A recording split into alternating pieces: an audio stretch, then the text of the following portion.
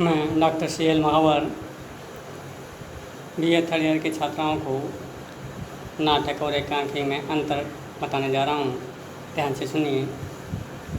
नाटक और एकांकी दोनों ही मंचीय विधाएँ हैं। दोनों ही विधाओं को मंच के ऊपर दिखाया जाता है, मंच पर प्रदर्शित किया जाता है, इसलिए दोनों ही एक जैसी विधाएँ हैं। बाकी इसके अलावा जो भी विधाएँ हैं गद्य की, उनको पढ़ा या सुना जा सकता है, पर नाटक और एकांकी को मंच पर अभिमंचित किया जाता है। दोनों एक ही विधाएँ हैं, एक जैसी विधाएँ हैं, लेकिन दोनों के अंतर्गत कई अंतर है। उन अंतरों को मैं निम्न प्रकार से बताने जा रहा हूँ, जो इस प्रकार से हैं। नंबर 1, कथा या कथा वस्तु। कथा या कथा वस्तु से तात्पर्य नाटक की और एकांकी कथा से है। नाटक की जो कथा होती है, कहानी होती है या कथा वस्तु होता है, बहुत बड़ा होता है, बहुत बड़ी कथा होती है। प्रारंभ से अंत तक उसके अंतर्गत अनेक से कथाएँ आती है और एक दीर्घ कविता का, एक दीर्घ कहानी को बनाती है, जो पूरी कथा होती है। और उन कथाओं को ये माध्यम से एक पूर्ण संपूर्ण कथा को अंजाम जा कर के मिलता है और कोई नाटककार अपने नाटक का उद्देश्य प्रस्तुत करता है। जबकि एकांकी होती है, एकांकी के अंतर्गत उसकी कथा है, कहानी बहुत छोटी और सीमित होती है। नाटक की जो कथा होती है बहुत बड़ी होती है, उसमें अनेक से कथाएँ एक महत्वपूर्ण कथा को अंजाम देती है, पर वह उससे अलग नहीं होती, उसी के अंदर जाकर के मिलती है और एक संपूर्ण कथा निर्धारित करती है। जबकि कथानक के अंतर्गत, ये एकांकी के अंतर्गत कथा बहुत छोटी होती है, बहुत जल्दी से जल्दी अपने कार्य को संपूर्ण करना चाहती है, अपने उद्देश्य तक पहुँचना चाहती है, तो इसकी कथा बहुत सीमित होती है। नंबर 2, पात्र या चरित्र चित्रण। क्योंकि एकांकी कथा बहुत छोटी होती है, सीमित होती है, तो उसके अंतर्गत पात्र भी बहुत सीमित और कम होते हैं। जबकि नाटक एक बहुत बड़ी कथा होती है, बहुत बड़ी कहानी होती है, तो उस कथा के माध्यम से, कथा के अनुसार उसके अंतर्गत पात्र वो भी विविध प्रकार के होते हैं और भिन्न भिन्न होते हैं, अनेक होते हैं, ज़्यादा होते हैं। यानी एकांकी से अधिक पात्र नाटक के अंतर्गत होते हैं। एकांकी के अंतर्गत पात्र बहुत कम संख्या में होते हैं, कम होते हैं, और नाटक के अंतर्गत पात्र ज़्यादा होते हैं, क्योंकि उसकी कथा भी बहुत दीर्घ होती है, तो पात्र भी उसमें ज़्यादा हो वस्तुतः। अतः पात्रों के अंतर्गत भी उसमें अंतर आता है। अंक विधान। नंबर 3, अंक विधान। एकांकी के अंतर्गत कोई अंक नहीं होता, एकांकी के अंतर्गत कोई अंक नहीं होता, उसमें दृश्य होते हैं। जबकि एक नाटक होता है, नाटक के अंतर्गत कम से कम 3 अंक तो होते ही हैं, इससे ज़्यादा अंक भी हो सकते हैं। वो नाटककार के ऊपर निर्भर करता है कि वो अपने नाटक को कितने अंक के अंतर्गत विभक्त करता है, संपूर्ण कथा को समेटता है। और जो अंक होते हैं वो अलग अलग अपने विशेषताएं रखते हैं, तो एकांकी के अंतर्गत अंक नहीं होते, जबकि नाटक के अंतर्गत कम से कम 3 अंक तो होते हैं और इससे अधिक भी अंक हो सकते हैं। दृश्य। एकांकी है, उसमें क्योंकि एक ही अंक होता है, ज़्यादा अंक नहीं होते हैं। अंक विधान एक भी अंक पूरा नहीं हो पाता, दृश्य होते हैं। एकांकी में 5, 6, 7 दृश्य तक हो जाते हैं, ज़्यादा 10, 11 दृश्य भी हो सकते हैं। परंतु नाटक होता है, नाटक के अंतर्गत दृश्य होते हैं, तो एक ही अंक के अंतर्गत कई दृश्य हो सकते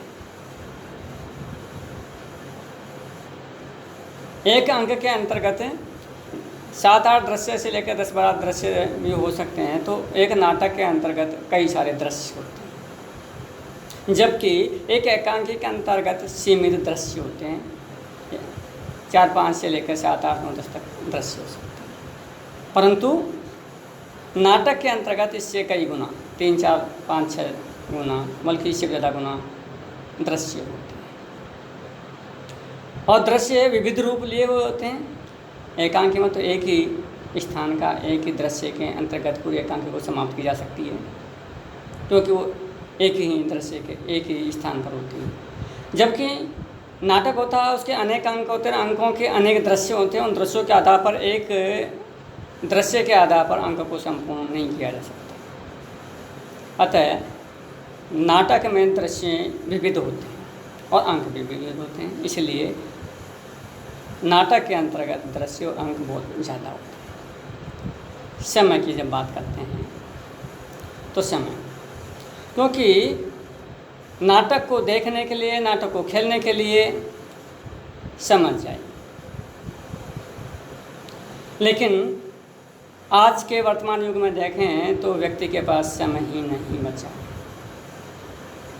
तो नाटककारों ने भी वर्तमान लोगों के अनुरूप ही अपनी विधा को समेटने की कोशिश करी, इसलिए वन प्ले एक्ट यानी एकांकी का दायरा बढ़ाया।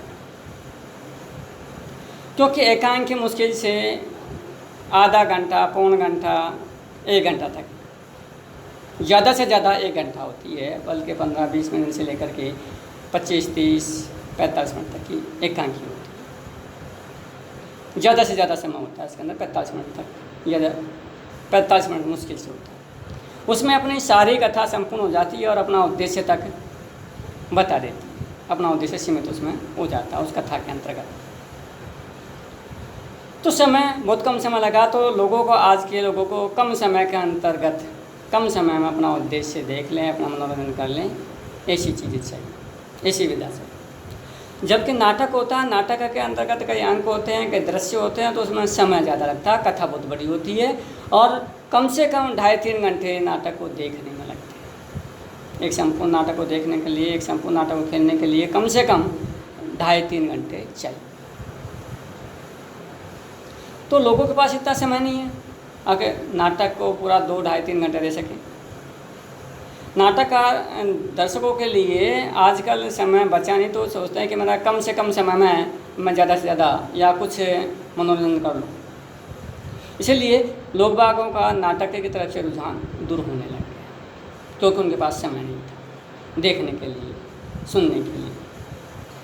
इसलिए एक नाटक होता तो नाटक के अंतर्गत कम से कम 2.5-3 घंटे आवश्यक है, क्योंकि उससे कथा बड़ी होती है और कथा धीरे धीरे करके आगे बढ़ती है और फिर अंत जा कर के समाप्त होती है। तो कथा का दायरा बड़ा होता है। एक कथा के साथ में अनेक कथाएँ भी चलती है, उद्देश्य उसका एक होता है, लेकिन उस उद्देश्य के मध्य कई अन्य चीज़ें भी दिखाई जाती है, जिससे कि उस उद्देश्य को प्राप्ति के में सहजता ला देती है। इसलिए एक नाटक के अंतर्गत समय सीमा का बड़ा महत्वपूर्ण स्थान है। अगर नाटक का समय कम से कम 2.5-3 घंटा होता है और एकांकी आधा घंटा या पौन घंटे की होती है, तो समय को ध्यान में रखते हुए नाटककारों ने एकांकी लिखना भी प्रारंभ कर दिया। क्यों? कि लोगों के पास वर्तमान में समय नहीं है। समय के बचत के लिए लोगों ने एकांकी लिखना चालू कर दिया। लोग बाग नाटक देखने के बजाय अब एकांकी पढ़ना या देखना अच्छे समझते हैं। क्यों? क्योंकि उनके समय की बचत होती है। जबकि पूरा नाटक देखते हैं तो नाटक को देखने के लिए उनके पास एक बहुत बड़ा समय चाहिए, 2-2.5-3 घंटा। तो इसलिए समय बड़ा महत्वपूर्ण होता है। तो नाटक और एकांकी के अंतर्गत देखें तो समय महत्वपूर्ण है। तो एकांकी में समय बहुत कम होता है और नाटक में उससे 3-4-5 गुना तक ज़्यादा होता है। उद्देश्य की जब बात करते हैं, नंबर 6, तो नाटक का जो उद्देश्य है एक होता है, लेकिन उस एक उद्देश्य की प्राप्ति के लिए उसके साथ में अनेक सह उद्देश्य चलते जाते हैं, सहयोग करते जाते हैं अनेक घटनाएं उस कथा को पूर्ण करने के लिए, उस उद्देश्य को पूर्ति के लिए। जबकि एकांकी में कथा बहुत छोटी होती है, उसका उद्देश्य बहुत सीमित होता है, संक्षिप्त होता है और बड़ी तीव्र गति के साथ में बहुत जल्दी से अपने उद्देश्य की प्राप्ति कर जाता है। लोगों का अपना उद्देश्य बता देता है कि मैं इस उद्देश्य के कारण से एकांकी लिखी, जबकि नाटक का उद्देश्य एक बड़ा सामाजिक दायरा रखता बहुत बड़ा उद्देश्य होता है और उसको पूर्ति के लिए समय बहुत ज़्यादा होता है, क्योंकि कम से कम 2.5-3 घंटा उसको जरूरी है। तो एकांकी का जो उद्देश्य बहुत सीमित होता है और नाटक का जो उद्देश्य बहुत वृहद होता है, यानी बड़ा दायरा होता है और बड़े के दायरे को लेकर के एक नाटक लिखा जाता है। इस प्रकार से हम देखते हैं कि नाटक और एकांकी के अंतर्गत ये अंतर है। धन्यवाद।